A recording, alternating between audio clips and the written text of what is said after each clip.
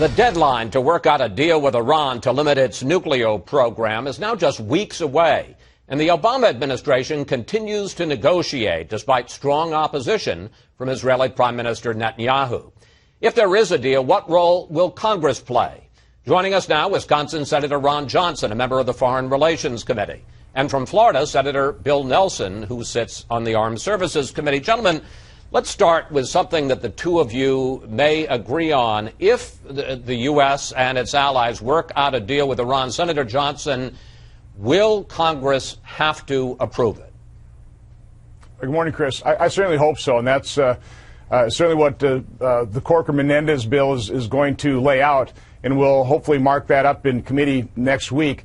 The Iranian Parliament will get to say yes or no on this deal. I think the United States Congress should have that exact same input into the process. Senator Nelson, you, of course, are a Democrat. This Corker-Menendez bill, which would mandate that Congress be given a right to vote up or down on any deal with Iran, the president has said he will veto it. Question, if he does veto it, if there is a deal and if he vetoes it, will you vote as a Democrat to override the president's veto? Will you vote against the president? Well, first of all, what is the Corker-Menendez, of which I'm an original co-sponsor? It is to prevent, by voting, the lifting of congressional sanctions. That's not an up or down vote on the whole deal. It is a major part of the deal. And so your question, will I vote to override, depends on the context of the whole deal, which we don't know until March 24th, when the administration will announce if their negotiations are successful or not. All right, let's talk, gentlemen, about a deal, because there are some general outlines, obviously not the details, but some general outlines that have come out. Let's put them up on the screen. A freeze on sensitive nuclear activity for at least 10 years, a cap on centrifuges and enriched uranium, and intrusive inspections. Senator Nelson, briefly, obviously the devil is in the details, but that outline that I just laid out there and what you've heard about it, could you accept a deal like that? Well, again, we don't know what the final deal is, but the key part of what you mentioned, if that's true, is the intrusive and unannounced inspections. The only way that you're going to keep Iran, which you can't trust any more than a rattlesnake, the only way you're going to make sure that they are not developing a bomb is the intrusive and unexpected inspections. That's what's going to be key. Let me ask you, Senator Johnson, about Prime Minister Netanyahu's statement in his powerful speech to Congress this week, in which he tried to link any possible deal to Iran's behavior. Here he is. If the world powers are not prepared to insist that Iran change its behavior before a deal is signed, at the very least, they should insist that Iran change its behavior before a deal expires. Senator Johnson, is that reasonable?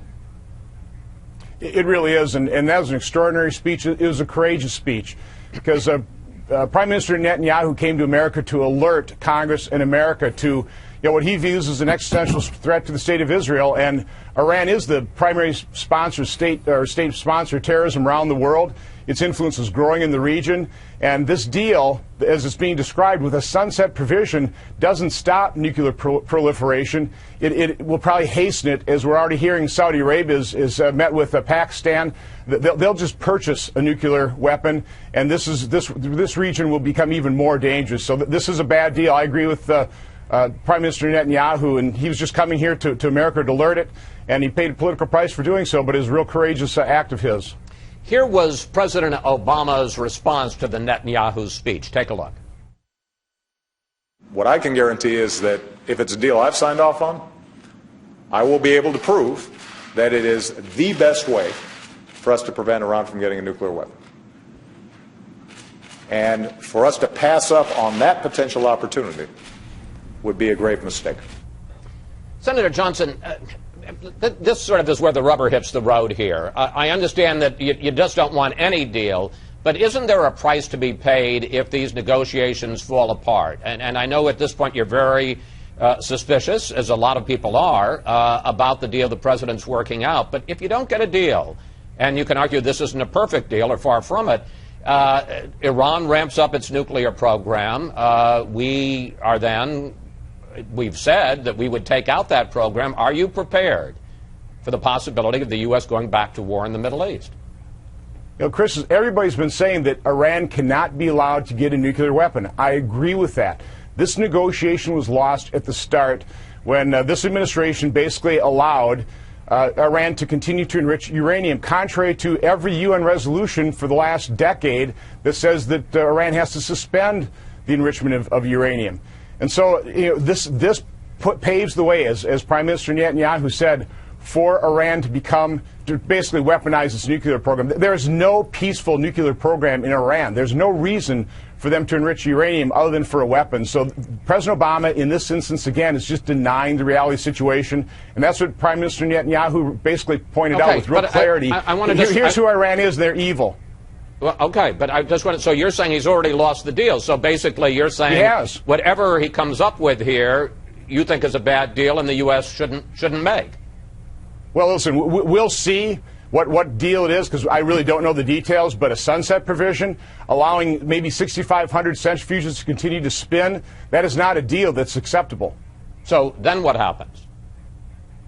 Well, then we're going to have to, what we should do is we should institute some severe sanctions, and that's what, of course, President Obama did, is he relaxed those sanctions. We do not want an economically strong Iran as well as a strong state sponsor of terrorism around the world. Look at their influence expand in the region. This is getting very dangerous. President Obama is denying that reality. And if Iran decides to ramp up its program because the negotiations have fallen apart, what should we do then? We cannot allow them to have a nuclear weapon. If that means military action, that's what it'll end up taking. And if Israel believes it's threatened and it takes military action, the United States has got to back our strong ally. Senator Nelson, you get the final word. Well, thank you, Chris. I disagree with my colleague that he seems to know what the deal is. Excuse me. And I disagree with the Prime Minister that he would come and try to kill a negotiation while the very negotiation is going on in Geneva. I don't think that's right.